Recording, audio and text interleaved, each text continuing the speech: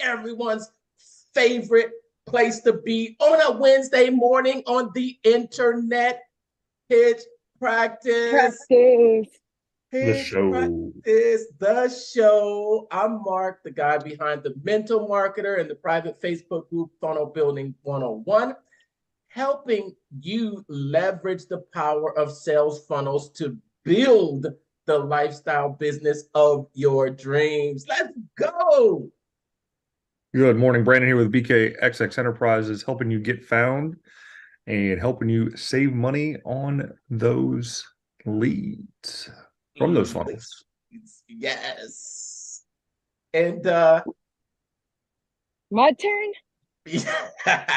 I'm going up a hill.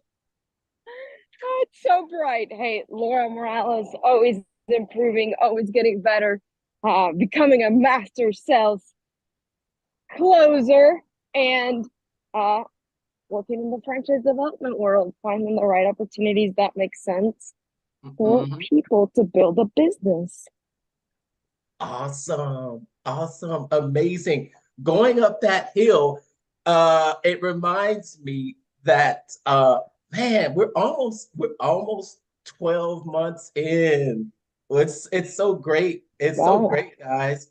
That we're almost at a 1 year period. Wow. We've climbed a small little hill to get here. We ought to look back sometimes over all of those episodes, man. We've got a lot of film, don't we? Yep. Yeah. Many hours. What'd you say? Said many hours. Yeah. We've got many. Probably 40, 50 hours. Yeah, 40, 50 hours on a Zoom call together. You'd think you'd get to know someone in that amount of time, right? So tell me, I want to know, okay, so we got to get to our what we studied today. And today we started this book right here. This book right here. $1 Million Speaker. $1 Million Speaker. This book was chosen by none other than Laura. It's her time to choose the book. I want to ask you, Laura, what made you choose this book for us? What made you choose this book? I think this book is a little bit different than the books that we've been reading. Would you agree a little bit, Brandon? Yeah. It's a little different. Different and not at the same time. I mean, it's a giant sales letter for one. And what makes it slightly different is, I guess, the approach that is kind of taken with it. We all know that you have to speak to sell. Right. Yeah. We know that speaking from stage, selling one to many, is a very lucrative business, regardless of whatever industry that you're in. I mean, you could sell a franchise to a room of 10,000 people. What's nice is how these particular people end up breaking it down. Now, they're still following the same core frameworks of any other book that we have read. There's the social proof in the beginning from the prologue of Russell Brunson and the other reviews from other people that have read and worked with Eileen. And then it gets into the initial struggle that Eileen and Joe, her business partner, experienced. And then it starts getting into breaking that belief system and letting you know that you are okay to start.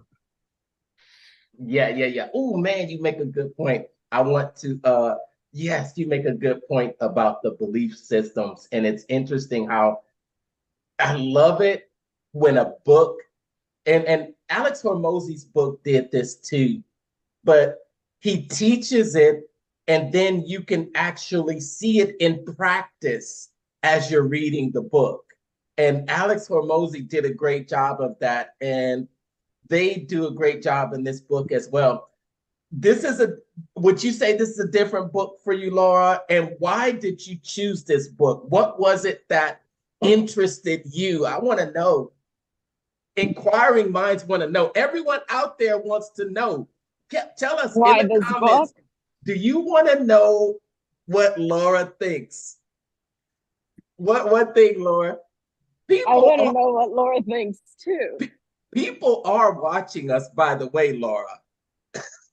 Oh, I know. I know I'm being watched.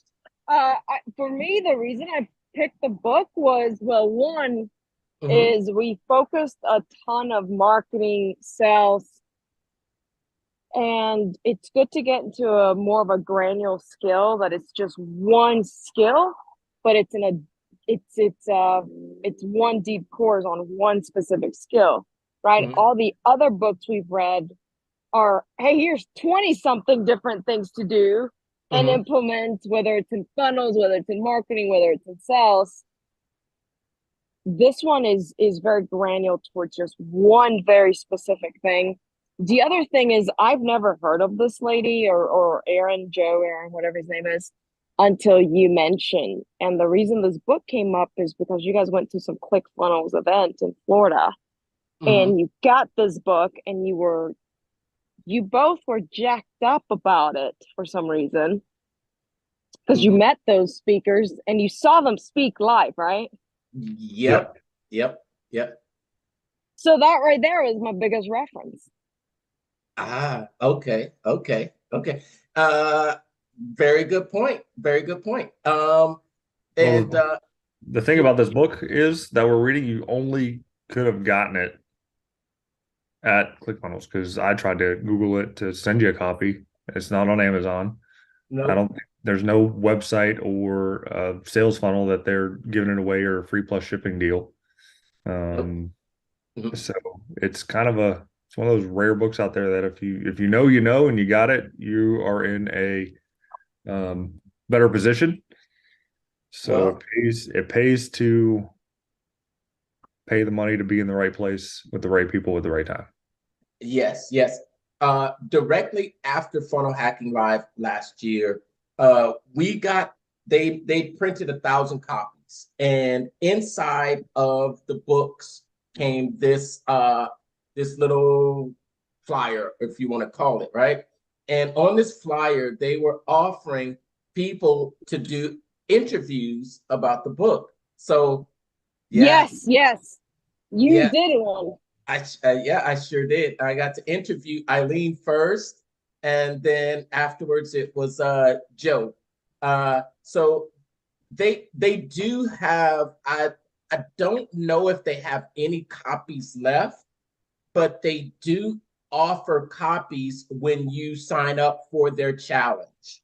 They have I think it's $1 million speaker challenge, and if you sign up for that challenge and you get registered, they may still have copies left. I'm not completely sure. However, there is a funnel to get a free copy of the ebook. And I do have the link to that funnel. It's not a physical copy of the book, but it is an ebook. And I don't know if I can share it. I don't know. If I get enough comments down, if we get enough inquiries down in the comments, maybe How many? Quantify it. Like 5, 10, 100? How many? Just talk to them, Laura. Tell them. I mean, I need a number, right? I need a number. How about let's aim for 5. Okay, let's aim for 5. 5. Are you watching out there? If you want the ebook version of this book right here, $1 Million Speaker, just let us know down in the comments. Hashtag MDS. MDS. Speaking of $1 million speakers, let me ask you all, because we're going to get into the book. The chapters are pretty short.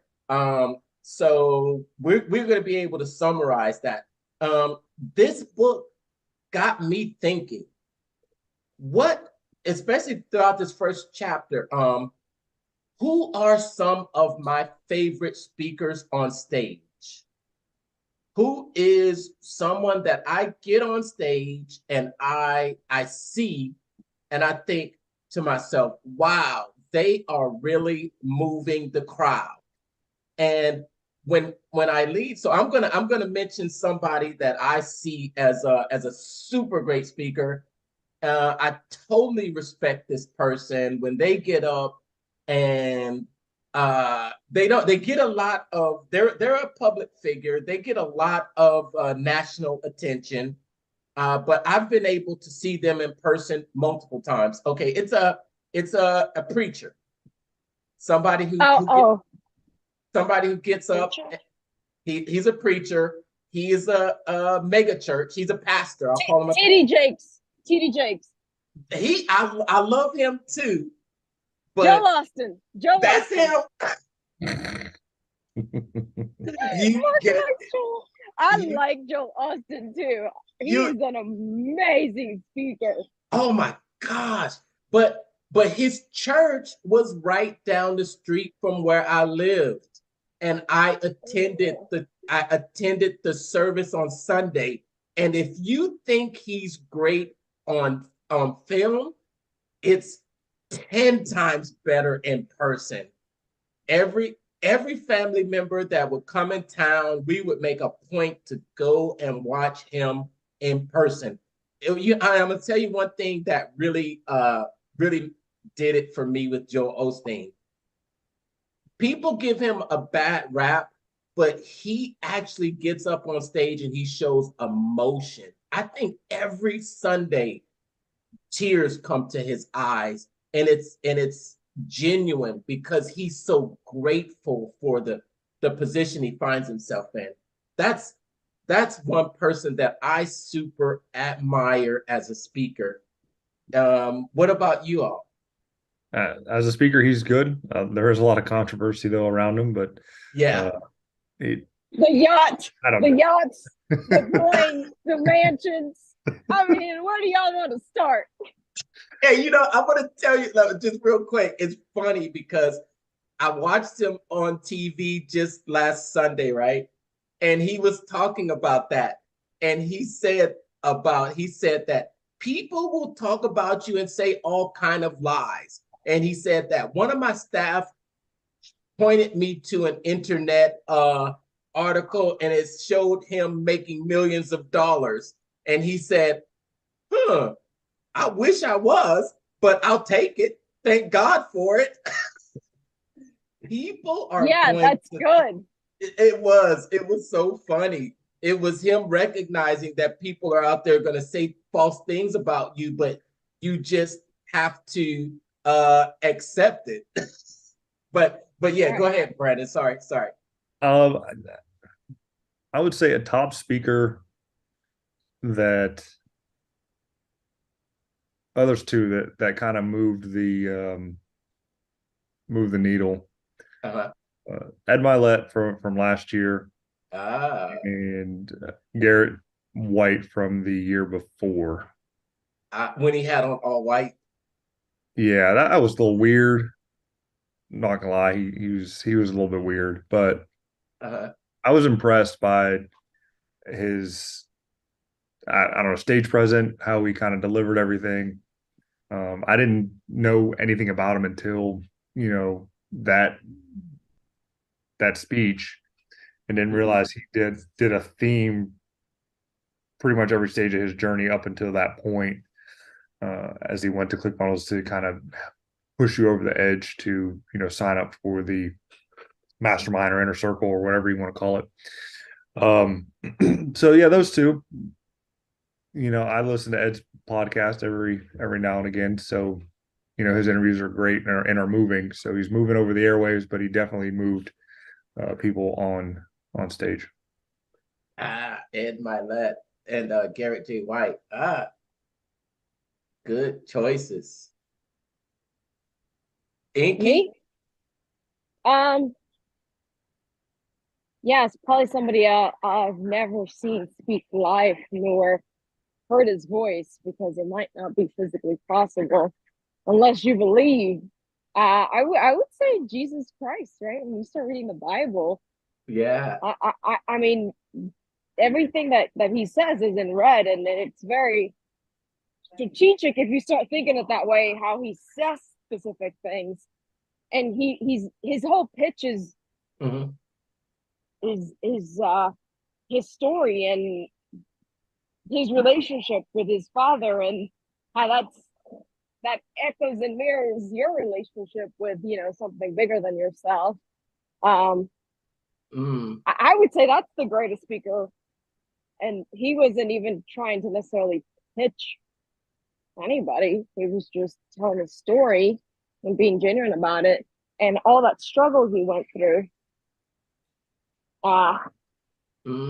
was the reason why I believe it. Right? There's something about it that's this mystical power to it that I believe it. Right? So, but besides that, I would say Grant Cardone, just because I knew it. I'm a core Cardone girl on everything. I'm really working my way through Cardone University this year. That's been my biggest focus. It's a lot, which is good, you know, because a lot of this you just forget. Yeah. So I'm gonna keep. It's like it's the same basics, but you do forget it. And I just kept, I kept reminding myself it's never what you're listening to. As long as it's a good and positive message, you're always moving in the right direction.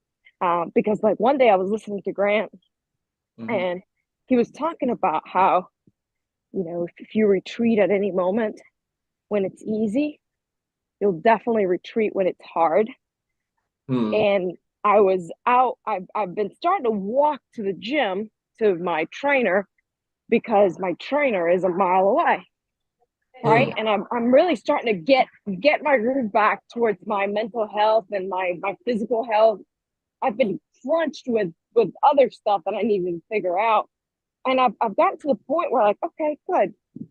Like I can get back into a good swing, and that swing is going to be different than the one that I'm used to. And anyway, I decided that I was going to walk or run, but I wasn't just going to drive to my trainer because it's only a mile away and there's a sidewalk the entire way. So one day when I was heading there, I put my running vest on and I looked at the clock and I almost unsold myself. I was like, no, like, I mean, I only have 14 minutes to get there. I might as well drive. I'll be there in 3 minutes. And then bam, I just heard Grant's voice. To retreat at any moment is to retreat when it matters. So I'm like, oh yeah, I'm supposed to have these moments of doubt. Put the keys back, just start going, just go. Don't even think about it. And I wasn't late to my appointment. I was 1 minute to spare. So it took me about 14 minutes to get there in 1 mile. And crossing 2 big intersections. So I just kept, and my trainer was like, did you run here? I was like, yeah. And she was like, wow, I'm proud of you. That's great. That's your warm up then. So then I'm like, okay, good. What Grant just told me to do worked. And it was a huge confidence booster. Yeah. It's like food. You know, it's like you don't read the Bible once and just say, okay, I've got it. Yeah. You're right, Brandon. And they call it, you know, they call it feeding, or it's like eating a meal. It's like when you fill up your cup and then your cup gets empty. You have to continue filling that cup. Like you said, you forget things. And maybe you don't forget things, but there is this other voice that gets loud. Yes. There's this other voice that just gets so loud. It's overwhelming and it stalls you at all times. And that's why Grant kept, like, whenever he talks, he's always like, you got to be swimming the Kool-Aid, because it's true, right? And you know, it's so funny. Like when my schedule is swamped, I get more done and I feel more productive and I feel more energized. When I have too much free time, I start thinking like really negative things, and I'm just like lost and confused, right? So it Yeah. goes to tell you, right, exactly what Brett said. Uh, what is it? Meet empty calendar, and you will meet the devil for real. The devil is always there, but it's like, where is this voice coming from? And this voice is like the voice said to you, oh, just sleep in. Oh, just stay in. Oh, just walk. It's like, shut up. I often tell it that. I'm like, shut up. There's no more talking back to me. I don't know, that sleep-in voice is pretty convincing sometimes. Yes, Oh, it is. it is often, it often wins, but many times it doesn't either. So Very, but yeah, but go ahead. just think if you didn't have the other voice, or if you weren't filling up your cup, then it's a lot more likely that that other voice is going to take over. But if you're constantly reminding yourself about things like you're going to meet the devil, if you're constantly reminded, you have to constantly remind yourself, then you're better equipped to handle that voice when it does come. Well, yeah, the voice is always going to be there, right? It's like you should always be preparing for a famine. Not that it you wish it happened, but it could happen. So you just need to be ready on attack, on defense all the time. And it all starts with your mind, right? I started thinking about what do people actually want out of life, right? And it's not stuff. I've kind of gotten to the point where I'm like, okay, I've got anything I could buy really realistically. I'm not worried about those things. Like, what do I actually want, right? And it is this feeling of achieving my potential. There's no amount of money to that. Yeah, it's not money. It's not something that money can buy. But what does Grant say about money? What does he say about Cash is trash. There's a infinite amount out there. So you don't have to worry about Yep. it. There's plenty of money out there. And the oh, other thing that he also says is like cash is meant to be used, right? So use it. And he says like if you have to go in debt to develop yourself to be better, then do it. That's what money is for. but he also talks about the importance of actually setting goals, money goals. He also Yes, he also target. yeah, he also talks about you gotta think big, you gotta 10x it. You can't what is he talks about not thinking about money as being a broke attitude. Uh doesn't he talk about that? Doesn't he say something like uh if you don't want money, it's because you're broke, because it sure lets you do a lot of things. It's not, no. He He says, says you're selfish. You're selfish. He says like with you're quit thinking about just yourself. What about using the money for your charities, for your church, for helping other people? He's like, I build businesses. I have thousands of employees. That's really good for the community, right? yeah, yeah. Money's not everything, but it is important. Yeah, there should be a target on it, right? Whatever the number is, there needs to be a target. Yes, definitely needs to be a target. Yeah. Uh Grant Cardone mostly sales and one-on-one sales, a lot of one-on-one sales. Yeah. Speaking is more of a one-to-many. We talked a little bit before we came on camera about us and going through this book, and also putting together some type of speech. And if you remember last year, not long after coming back from Funnel Hacking Live, I actually did speak on stage. I did have Oh an yeah. opportunity. I had an opportunity. And have you all had an opportunity to speak on stage before, or give some type of presentation? And what did you like about it and what didn't you like about it? Never spoken on stage, never given a presentation ever. I don't know if I'd be able to do it. Really? Wait a minute. There's that voice, Brandon. I know. I wouldn't know what to talk about. I haven't developed anything yet to talk about, though I have a ton of material to build off of. So it isn't for the lack of material and lack of knowledge that I don't have. And thinking of selling, I mean, when I sold cars, the most number of people that I probably had with me was probably 4. So every day was a mini stage to be on it and present, an automobile. Yeah. So I guess I can say I've spoken from a stage, but not from a standpoint of that there is an entire crowd in front of me. Do you have any desire to? I mean, well, okay, so you could consider speaking on stage, but I think this framework also works. Perfect webinar. Yeah. A video sales letter. What's your Do I have a desire to speak one to many? Not really. I know that's where the money is, but I don't have that desire to be up on stage in front of everybody. Too introverted. Too introverted?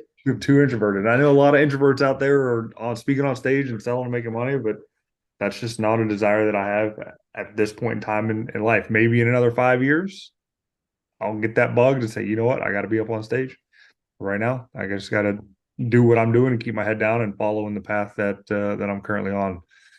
Deviating with what I currently have could make it fall apart. So it's a risk, calculated risk that I'm going to stave off of. I'm going to learn everything I know about it up to the point to where I feel I'm the expert before we start doing it. And so I'll practice along the way with the podcast, and then go from there. Yeah. Okay. Podcast could be, you do sort of a presentation there. All right, Brandon, we're going to get you a perfect webinar. We're going to make a perfect webinar using Joe and Eileen's system. Okay. All right. Sure. Let's do it. Yeah, Brandon, you're good at stuff like that. You're very charismatic. Yeah. Yeah. Like people like you. Like they meet you and they like you. And I think I did I meet you once? Can't remember. No, we've never met. I don't think we met in person yet. Nope. We will one day though. No, did we meet at GrowthCon? Nope. No, we haven't met at GrowthCon, but we met through GrowthCon. Through one of the online ambassador group. Yeah. Yeah, something like that. We can start small with a small little perfect webinar script. I don't know how many times I've started one in funnel scripts. I just haven't ever executed it. I've executed a few of them for a few clients too. It makes a great that little short 5-minute perfect webinar script makes a perfect little ad. Yeah. Any experience on stage, maybe in school or like in debate class or communication class? Inky? Yeah. I've definitely had to speak in front of crowds a lot. For me, many times I've had many prospects in a room where I've had to really engage them. Oh, when you were in Vegas, did you have a group of franchisees there? I hosted a dinner, but I've always been, always had to speak in front of people. I will tell you, I shine best through personal connection one-on-one instead of a bigger room. I get really nervous with stuff like that, but I have spoken in public. My college class chose me and voted me as a student body to speak at commencement. So I've got to do that before. That's on YouTube. And I've watched that a couple of times. And it was not bad. I will say it's not bad for not knowing what the hell I was doing. But I will tell you, I am not so much interested about speaking to an audience.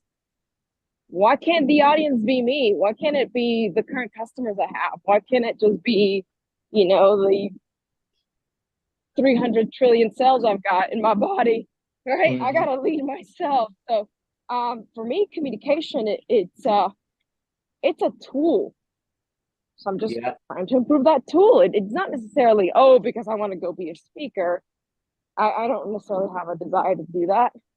But I do know that I need to get better at it, because more than anything, it's a smile, it's the right words that gets you in a room, that gets you in the door of something.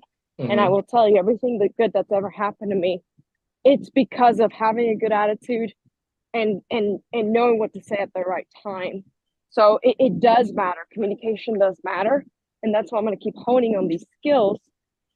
For me, in the last 5 years since I found Grant, I promised myself that I was going to become a top sales producer.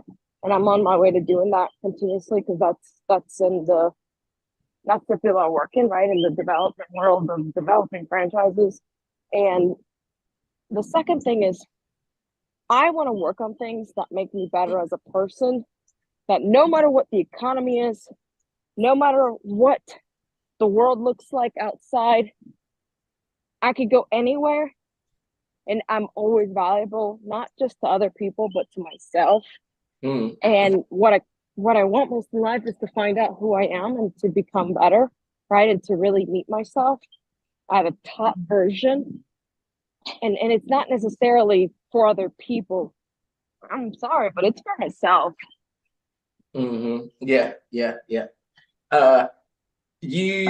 I'd say that when I think I talked about this book, because I interviewed Joseph, Aaron, and Eileen, it's not just speaking that this book can help you with.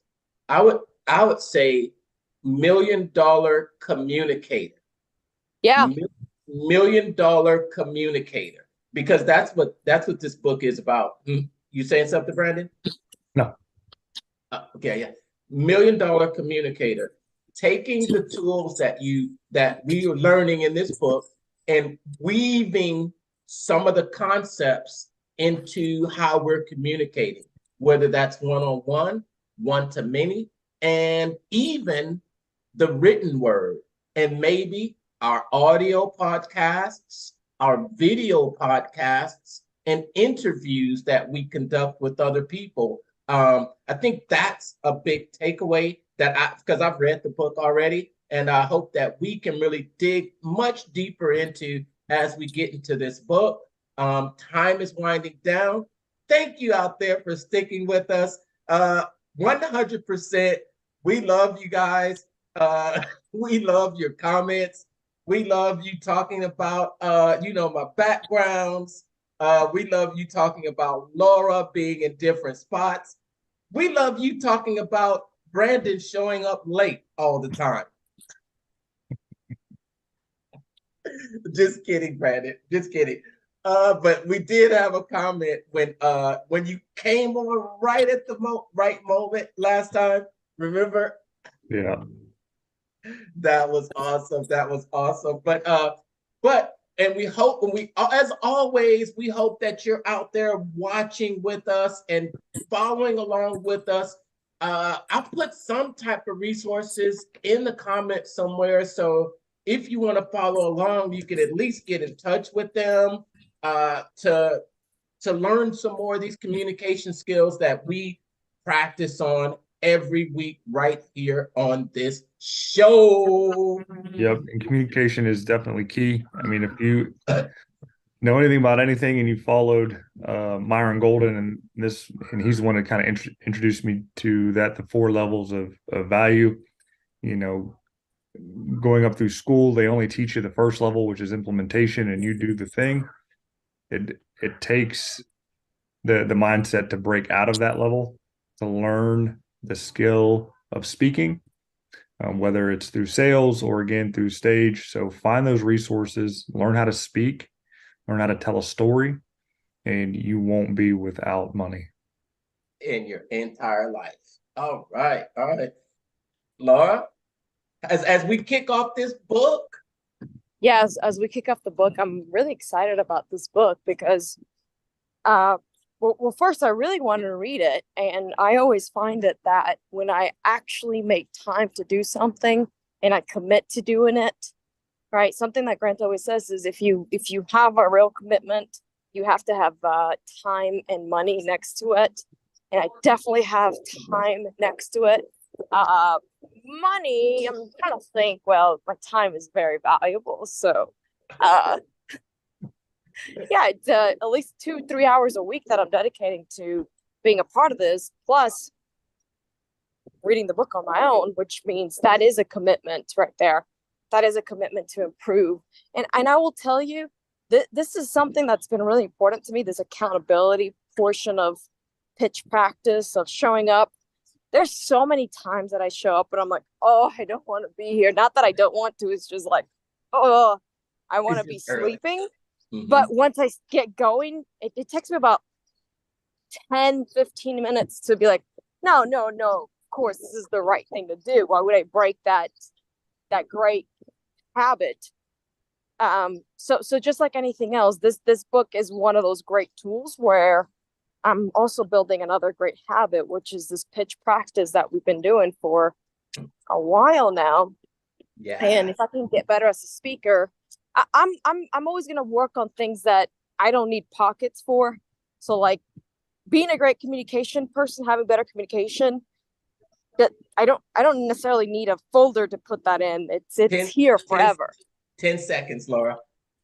So yeah, anyway, I'm excited. Let's do it. Let's read it. Yes. And we hope to have you with us. Stay tuned next week, every time. But until next time, see you, family. See you, fam.